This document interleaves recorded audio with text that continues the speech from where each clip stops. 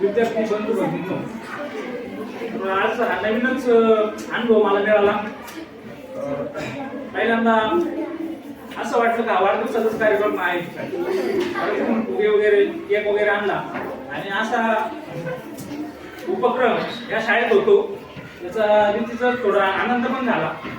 आणि बऱ्याच जणांनी आपलं मनोगत व्यक्त केलं. त्या मनोगतामधून विज्ञान हा विषय बऱ्याच जणांना अवघड जातो असं दिसलं.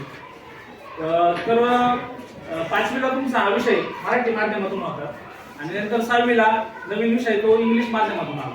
तर सायन्समध्ये कन्सेप्ट जास्त असतात आणि कन्सेप्ट जास्त आणि त्याचे वर्ग एकत्र भविष्यात तुमचे वर्ग सेपरेट होतील त्यावेळेस निश्चितच विज्ञान हे मराठी म्हणून असेल. बरोबर ना त्यांना ब वाल्यांना मराठी बघून असेल आणि मग इंग्लिश आणि मराठी या दोघांना पण सांगणं गरजेचं आहे. आता समजा ऊर्जा म्हणजे काय, कार्य करण्याच्या क्षमतेला ऊर्जा म्हणतात.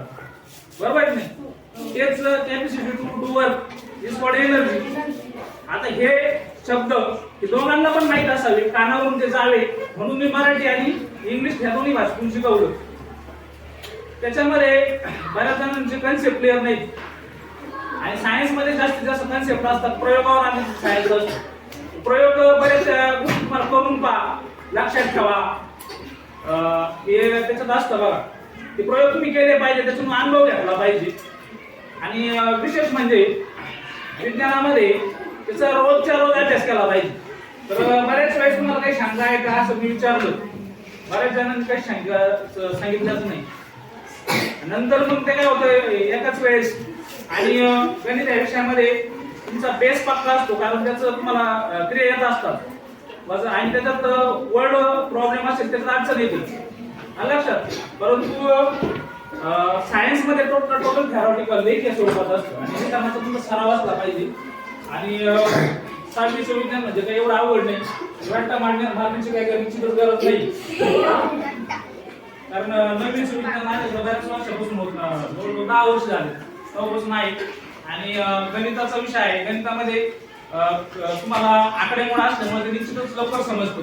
विज्ञानाचा अभ्यास करावा लागतो आणि सायन्सचे जे सेमिनरी इंग्लिश मुलं आहेत त्यांचा इंग्लिश जर विषय चांगला असेल तर त्यांना सेमी मधला विज्ञान हा विषय सोपा जातो. त्याच्यामुळे इंग्लिश महत्वाचं. त्याच्यानंतर बऱ्याच जणांना डेफिनेशन पाठ न करून लक्षात कशी ठेवता आली पाहिजे, तर तिचं मराठीमधून संकल्पना स्पष्ट होत असतात.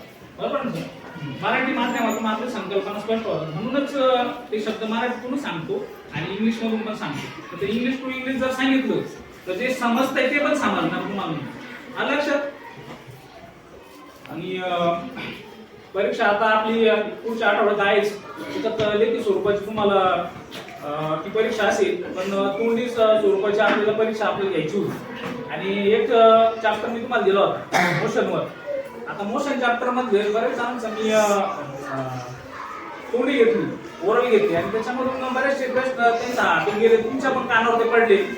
टाइप्स ऑफ मोशन ते बऱ्याच जणांनी सांगितले. आता पुढचा चॅप्टर जो आहे कार्य आणि ऊर्जा मी दिला होता, काही ना त्याचं वाईट वाटलं. आता एकाच प्रकाराचा अभ्यास केल्यानंतर तुम्हाला एवढा मार्क पडणार नाही. बरोबर आहे की नाही, प्रत्येक प्रकरणाला वेटेज असतो. जवळजवळ 8 प्रकार नाही, कमीत कमी 4 प्रकार तुमचे परफेक्ट झाले पाहिजे. बरोबर आहे की नाही, आणि त्या 4 प्रकरणाचा परफेक्ट आता अभ्यास केल्यानंतर तुम्हाला 4 प्रकरण परीक्षा राहील त्यावेळेस तुम्ही वाचून निश्चितच लिहिणार आहात. बरोबर आहे की नाही, लिहिणार का नाही. आणि सायन्स मध्ये एखादा विषय मराठीमधून असेल त्याचा फक्त एकदा अभ्यास करावा लागतो. सायन्सचा जो आहे एकदा दोनदा तीनदा अभ्यास करावा लागतो, कारण ते व्हॉलटाईल नॉलेज असतो, निघून जाणार नाही. कंटिन्यू लक्षात राहण्यासाठी त्याची प्रॅक्टिस असणं गरजेचं आहे. कशाला काय, कोणत्या शब्दाला काय कन्सेप्ट असतं ते महत्वाचं असतं. या सगळ्या गोष्टी आणि निश्चितच माझ्यात काही दोष असतील ते सुधारायचा मी प्रयत्न करेनच. परंतु तुम्ही सुद्धा आत्मपरीक्षण केलं पाहिजे का आपल्याला काय येत नाही, कोणती गोष्ट अशी का ती अशक्य आहे आणि ती शक्य करण्याचा निश्चितच प्रयत्न करायचा. आता तुम्ही 6वीला आहात म्हणून तुम्हाला भरपूर 10वी पर्यंत जाण्यासाठी 3-4 वर्ष आहेत आणि त्या 3-4 वर्षामध्ये सगळे कन्सेप्ट क्लिअर करणे गरजेचे आहे. कारण बेसिक ज्ञानावर आधारित तुम्हाला भविष्यात स्पर्धा परीक्षा द्यायची आहे आणि हेच नॉलेज परत हेच पुस्तकं वाचावं लागतात आलं लक्षात. म्हणून सगळ्यांनी असं गृहीत धरून 7वीला तुम्ही जाणार आहे, 6वीचा टोटल टोटल अभ्यास करून सुट्टीमध्ये सुद्धा काय काय आपलं कन्सेप्ट क्लिअर झालेली ती क्लिअर करा, गणिताचा पण अभ्यास करा आणि पुढच्या वर्गाचा विज्ञानचा सुद्धा जास्तीत जास्त अभ्यास करा. कारण विज्ञानला 7वीला प्रकरण आहेत 20, आता आहे 18. प्रकरण जितके वाढले तितके कन्सेप्ट वेगवेगळे येतात प्रकरण. आता मॅग्नेटचं जे प्रकरण आपण घेतलं होतं त्याच्यामध्ये तुम्हाला रिपल्जन आणि अट्रॅक्शन प्रत्यक्ष अनुभव तुम्हाला मी दिलेला आहे, बरोबर नाही? तुम्ही ते करून पण बघितलं नाही. असंच विज्ञान आहे. विज्ञान हे आपल्या दैनंदिन जीवनामध्ये काय होतं, समजा केमिकल चेंजेस, फिजिकल चेंजेस हे आपल्या जगामध्येच ज्ञान असते, ते आपण शोधायचं असतं. कशामुळे हे होत असेल हे कुतूहल तुम्हाला असलं पाहिजे, नवीन नवीन कल्पना तुमच्या मनात आल्या पाहिजे, नवीन नवीन आयडिया आल्या पाहिजे आणि त्याच्या माध्यमातून तुम्ही विज्ञान शिकणार आहे. काहींचे कन्सेप्टच क्लिअर नसेल, ते कन्सेप्ट क्लिअर करण्याचा प्रयत्न निश्चित तुम्ही करा.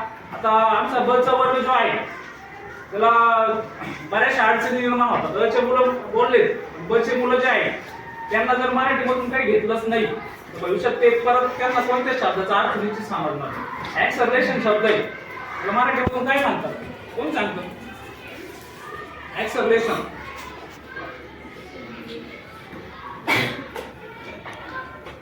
ऍक्सलरेशनला म्हणून मला मराठीतून सांगावं लागतं. त्याला त्वरण म्हणतात आणि त्वरण नंतर त्या तो शब्द 9वीला परत रिपीट आहे, 10वीला आहे. तर मला व्यक्त होण्याची संधी दिली आणि बऱ्याच जणांनी मनोगत व्यक्त केलं आणि बरेच जण म्हणायचे सर तुम्हाला राग येईल, तर राग मला अजिबात येणार नाही. चांगल्या गोष्टी शिकत असताना किंवा शिकवत असताना आपल्यातल्या उणिवा आपण शोधून पुढे जायचं असतं. तर निश्चितच पुढच्या वर्षी सर असेल किंवा मी असेल नसेल तर वर्गात काही शंका असेल तर निश्चितच विचारा. लक्षात शंका असेल तर उभं राहून विचारायचं, त्याचं निरसन लगेच नक्कीच होईल. परंतु आपापसात बडबड करून चांगल्या ज्या गोष्टी असतात ते ज्ञान असतं ते आपण त्याच्या बाजूला जाणं योग्य नाही. तर ठीक आहे, लांबलेलं भाषण मी संपवतो.